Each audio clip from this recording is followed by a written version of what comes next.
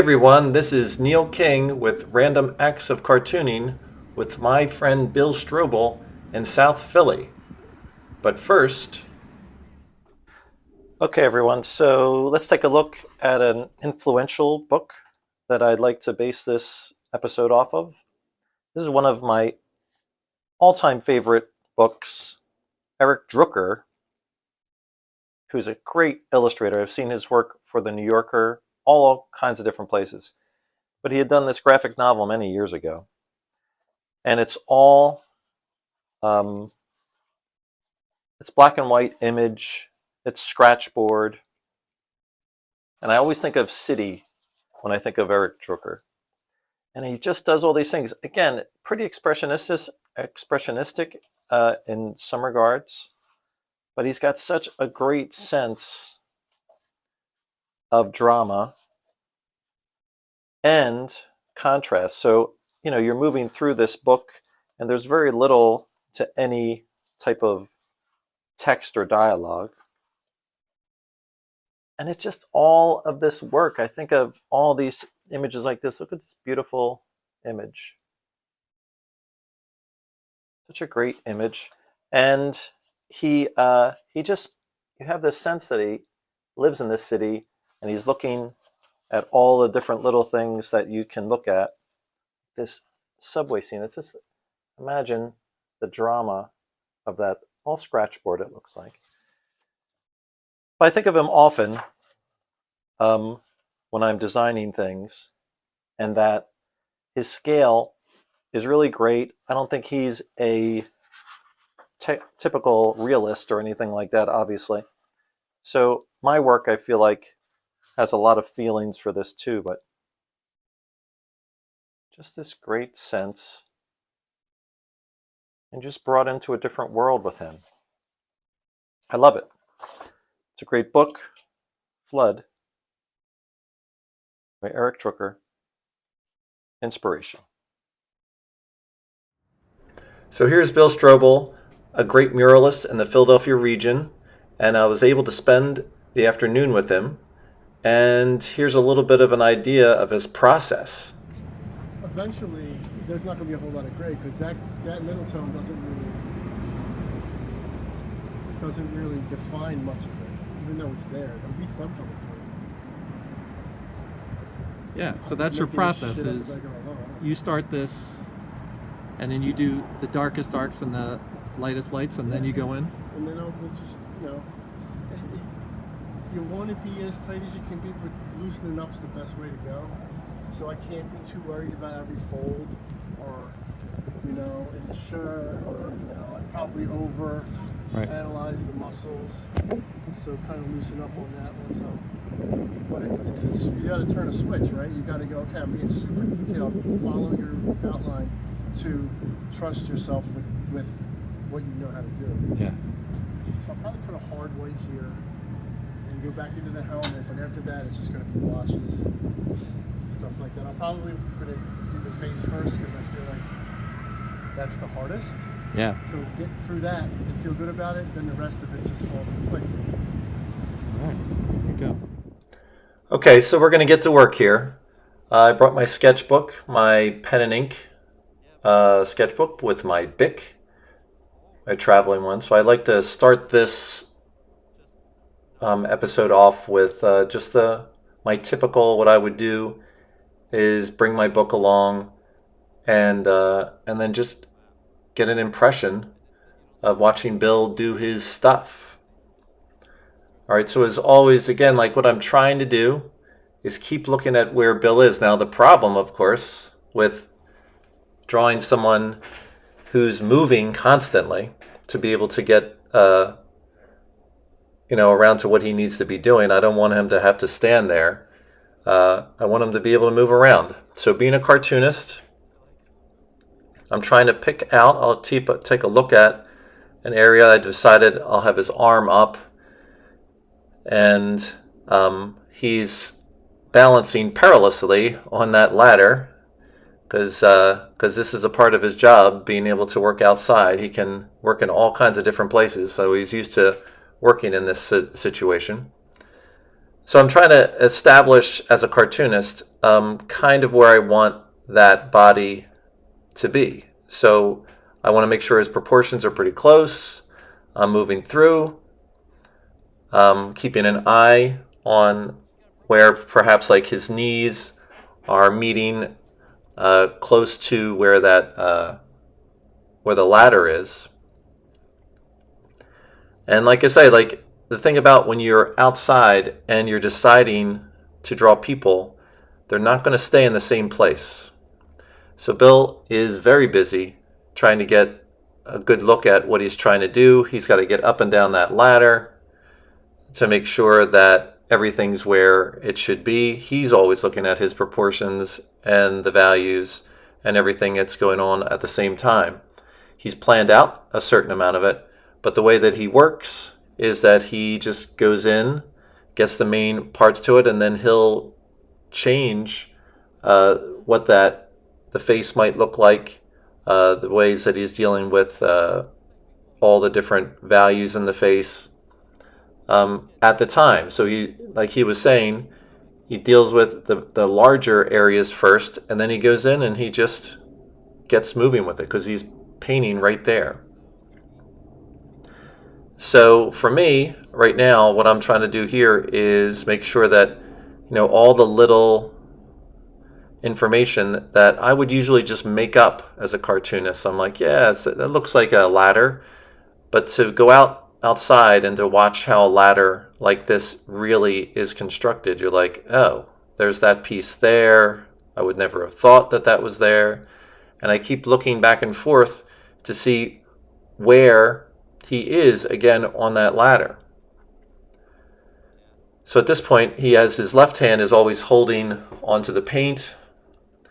And now, for myself, so now that I know basically where the proportions that I have, now I can try to get some semblance of a look with him. He takes his glasses on and off all the time, so I've decided to keep them on him.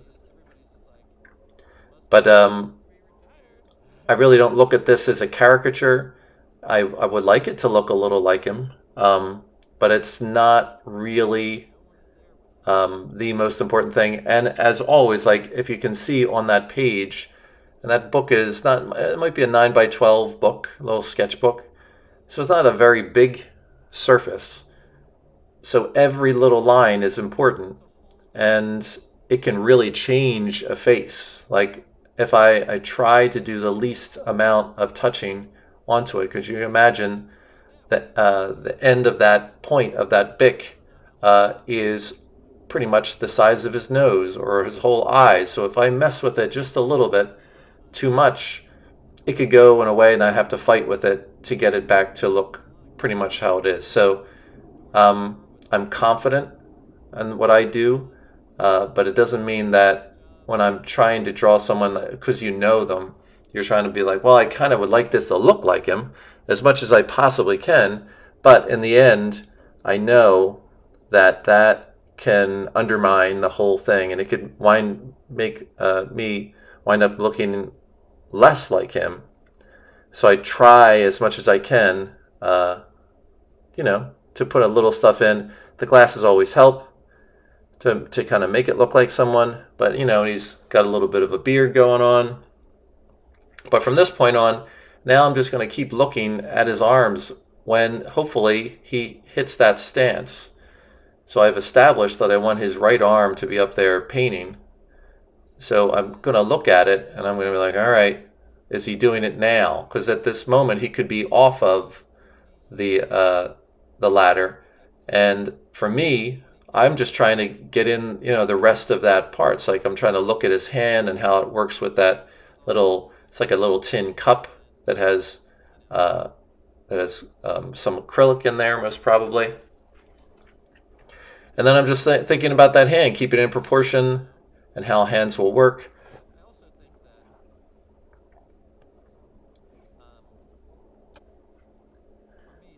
And yeah, so the idea being, that I'm just trying to get that hand in there. Now, again, as soon as I do it, I'm making decisions, and I'm like, oh, do I like this? Could I have done that? And again, when you're with a pen like this, you have to just go with it and realize, deny mistakes. Just move on to the next place and see if you'll touch it up a little bit later. And again, it's hard for maybe you as a viewer to see how this is going. But right now he could be off of the ladder. And I'm starting to establish some parts just to make the things that don't move. And that could easily just be he's doing a Jalen Hurts mural here. This is one part. It's like three very large figures. It's a monumental mural here. But he's doing this part. It's a pretty close-up shot of him. So for me, again, I just want to establish what's happening here. So if someone was looking at this and they don't know who Jalen Hurts is, I just want to try to make sure that you can see that there's a face there, and I'll get a little bit of the background with it. I'm just trying to establish a kind of close to where it is with him, and where the nose would fall, where he, compared to where Bill is. And I'm just laying that stuff in. Again, it's secondary within this image. So it's very important for me to make sure that it's just about where all of this falls. And that's my first and most important thing about drawing that. And I keep looking back and forth to the helmet. The helmet, there's an intricate part to it, but if I put too much emphasis on it, then I'll stop looking at Bill. So whatever I put down with the parts to the mural, it really is there to represent it, and I'm trying to keep the proportions together. I keep looking back and forth to where like the cheek is compared to his arm, perhaps, and then just kind of hatch through it.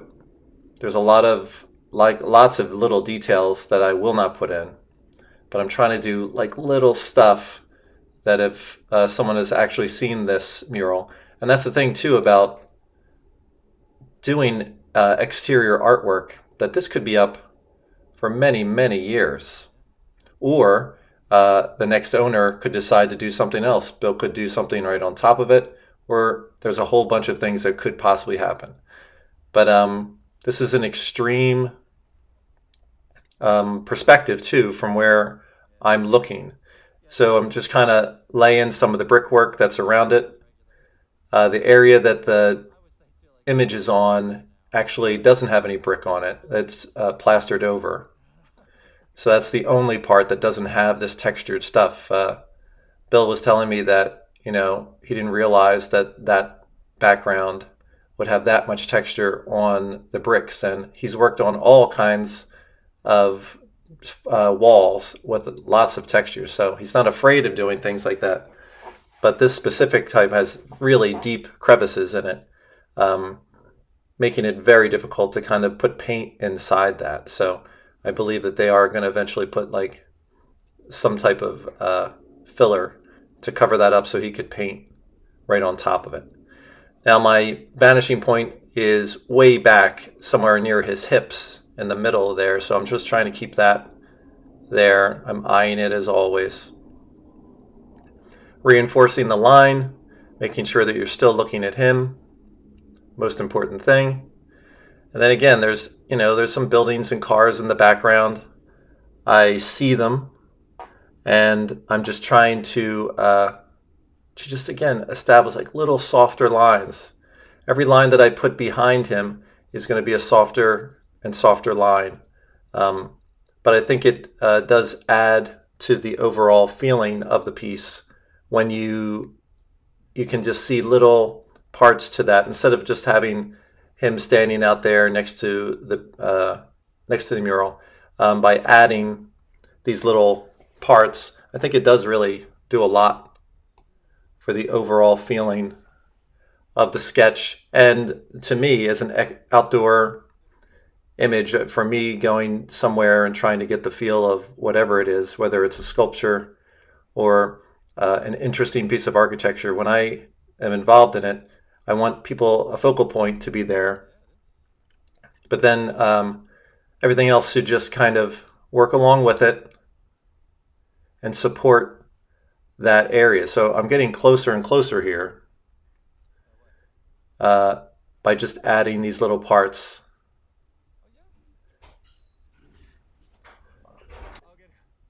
Any type of small bits of information are always good. I'm trying to find like a little sign. Over here, telephone poles, things like that. Again, gives you scale. So, but I am looking over. I keep looking at top of Bill's head and where those the electric lines could be.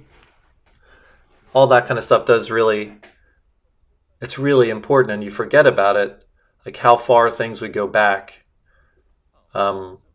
proportionately, so he doesn't seem like a giant in the picture. So when you have a forced perspective like this, where that wall's going way back, if you don't do it right, he will seem like a giant. Where this, just little indications of the sidewalk. There are a whole bunch of cars that are parked there. So I'm going to start putting a little bit of that information in. But horizontal and those vertical lines can really help out.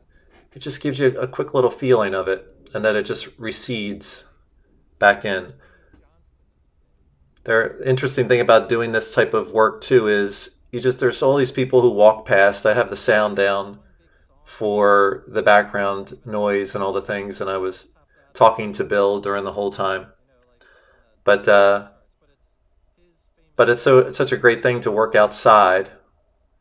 It's a beautiful day, and but there's so much happening. In the city, people making deliveries, doing all kinds of things, and I just want to show some kind of a quick little indication that there's a lot happening around him, as well as focusing in on the illustration itself. So again, I'm kind of wrapping this up. Now I'm going to be moving on to a different sketch for this video, for this episode, where I'll do a color version of it also. Just to do a whole different thing. I didn't want to just go and quickly leave after just doing all this. So I'm pretty much done this specific one, and I'll just be leading into the next one. Okay, so I switched out my regular travel journal for this other sketchbook that I've been doing, and I'm not using any pen line for this. I start off with this watercolor pencil, and I'm trying to do this spread, and as it goes across, I'll probably chop this image up a little bit more, so the video isn't quite as long. But what I'm trying to do is, just like I did before with the other sketch, is go in and get in some of the big areas first. I start off with, I'm trying to get around with his face and trying to get the proportions of that. I'm in a different position here than I was for the other one. So for me, I'm just trying to change it around. I've connected the little gooseneck kind of tripod thing onto a wooden background, so it's moving a little bit. Hopefully you don't get dizzy watching this thing, but so I do like right away to just kind of get some type of resemblance, even though I really don't feel like at the end of it kind of looked like Bill that much. But I've been trying recently to do some illustrations without my black line. And when you use a watercolor pencil, in most regards, it can disappear as soon as you start using the water on top of it. And then once you add a bunch of stuff onto it, or water and pigments, it can disappear. But I try to go back in. It's not like I don't like to use my line. I would use a blue line or some kind of thing on top of it. So right here, I'm just kind of getting that information in and seeing how this is all kind of working together. Okay, as you know, I'm a working cartoonist, and I have a bunch of books on my Amazon storefront, Amazon.com. Details are in the description of this video. So, Kill Me or Die is a book that I had done a few years ago. All was on an online comic, and I compiled all of this together for one little graphic novel. It's the idea where you have this villain who takes over the world, and everyone's just scared of him and all that kind of stuff. So, but he works with the nuclear rod, his power rod, and he winds up getting cancer. So the problem is he tries to cure himself, and he finds out this way to do it, but he's become this corpse. This is what he looks like. And so my idea was that he just can't stand himself like this. So he tries to get all of the superheroes in the city to kill him. And if they don't kill him, he kills them. So it's lots of dramatic stuff. I really did enjoy doing it. And I think it's closest to like what I see of some of this kind of action book, of stuff that I really feel like I caught a lot of good stuff with this one. So it's on my Amazon page. Check it out. As always, like and subscribe so more people can see my work. Okay, we're back. So with this, I am speeding up the video. I feel like I don't usually do two separate pieces on one episode, but I didn't think I was going to get back to see the final parts to this specific piece that Bill's doing. It is a multi-day kind of a project, but he's also doing so many things around the city that it's hard for us to hook up. So I thought I should take as much time as I could with a separate piece. Again, it is sped up, but I do want you to notice that I'm using a different type of brush here. It's and I've seen it used a lot recently. I've seen different videos that people use it.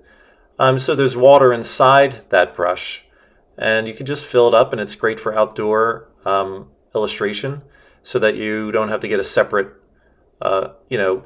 cup with water and do all that process. You can just fill this up really easily, and it moves around pretty well.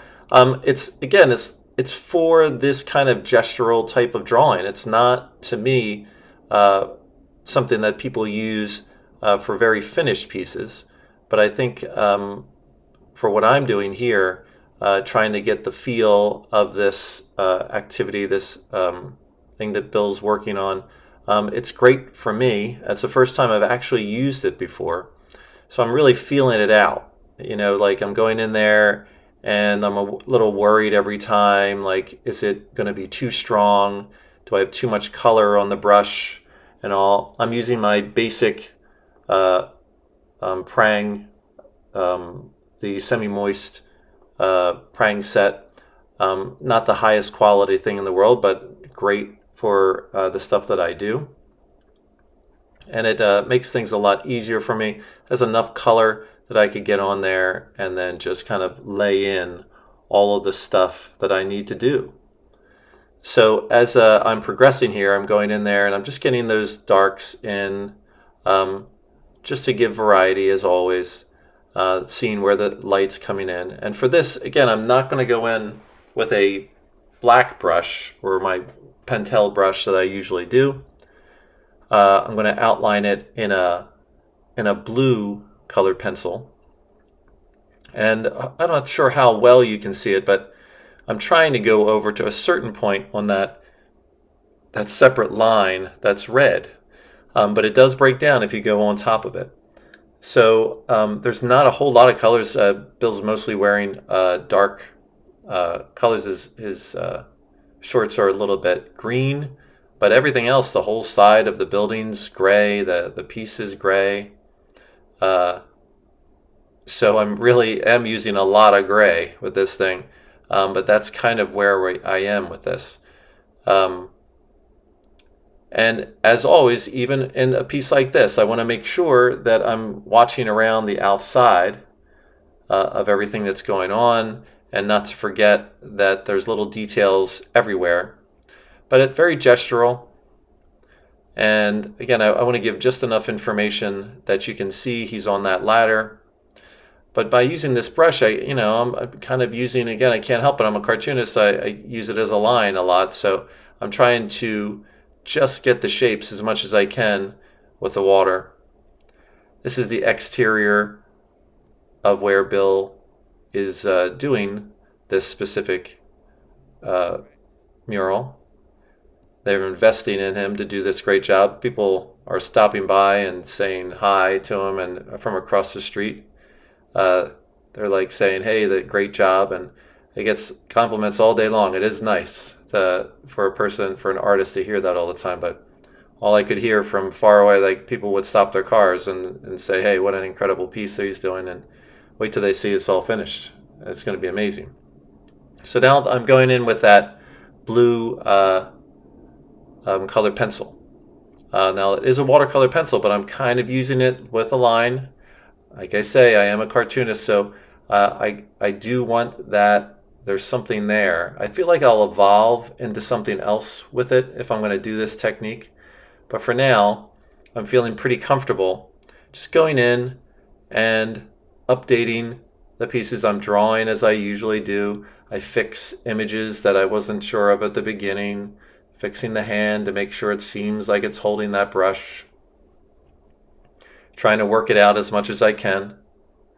As always, Bill is up and down on that ladder, so at this point, I'm just kind of going in and just trying to fix little bits of that. I feel like that hand could have been better, but I think it has a real feel to it, right? Like I think there's some the nice thing about it. I like seeing a little of that red underneath the blue line. I think it really does change it.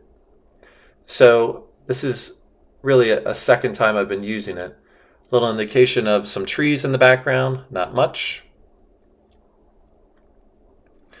And I'm going to go into the next part here, where I'm kind of trying to slow this down. This isn't that long of a segment. I think this is regular speed, yeah. And you can see I'm just doing little touch-ups. I feel like it has a really nice little urban feel.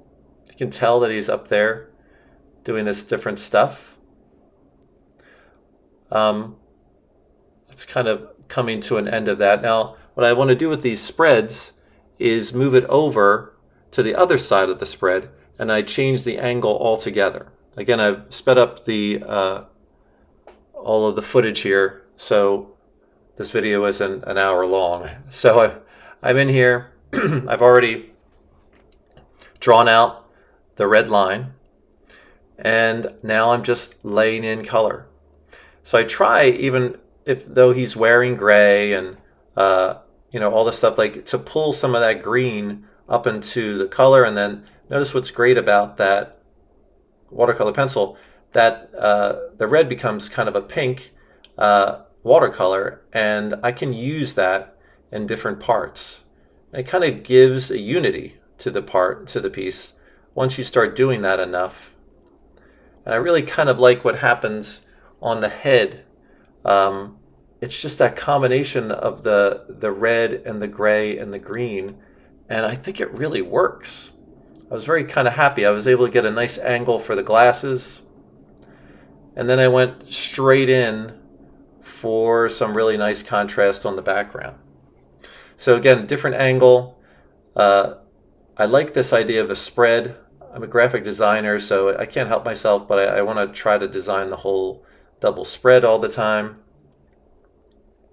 But I kind of like where it's going. So here I am doing my expressionist coloring, and but that brush um, is it's really different to work with, and sometimes it can get really dark because I'm just dipping in to that to the water and into the color, and sometimes I have to really adjust really fast. It's something that's you got to be aware of.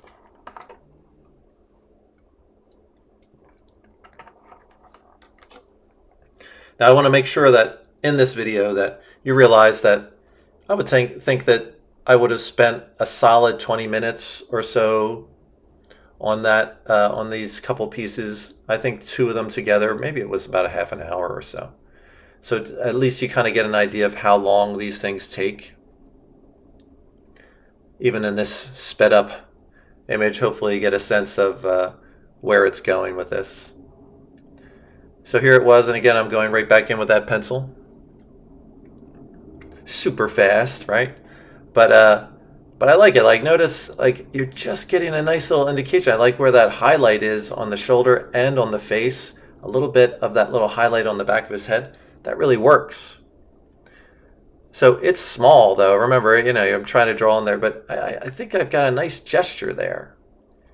And everything I'm doing here is just little accents.